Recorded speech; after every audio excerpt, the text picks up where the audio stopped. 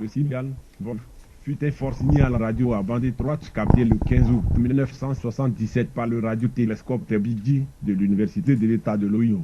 Présumé extraterrestre, ce signal a duré 72 secondes et n'a plus été détecté depuis et fait l'objet d'une attention significative de la part des médias. C'est l'astrophysicien Jerry Emma qui observa le phénomène alors qu'il travaillait avec le radiotélescope au projet SETI.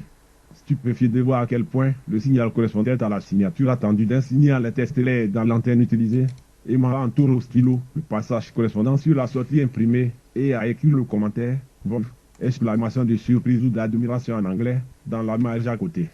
Ce commentaire est devenu le nom du signal.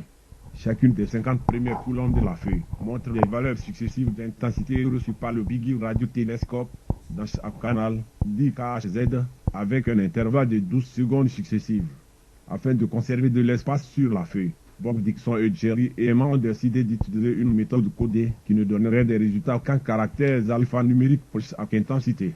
Leur ordinateur était programmé pour garder une mise à jour constante pour chaque canal. L'intensité finale était alors divisée en valeurs et remises pour obtenir une échelle. Enfin, ils décidèrent de ne baser que l'entière valeur de cette intensité échelonnée sur une portée de 0 à 9999. La valeur tronquée du 0 était représentée par un blanc. C'est pas moi parce que moi je suis noir. Pour les échelles d'intensité de 10 à 35 inclus, ils utilisaient les lettres capitales de l'alphabet. Ainsi, la valeur 10 était imprimée comme étant A, 11, étant B, etc. Si l'échelle d'intensité dépassait les 36,0, le programme reprenait simplement à 0. La valeur U est la valeur la plus forte jamais vue. Bob et Jerry ne pensent pas que l'intensité du signal puisse être dépassée. Comme tout le monde s'en fout de ce que je dis depuis 2 minutes, je vais vous montrer une photo de Pocahontas qui mastique.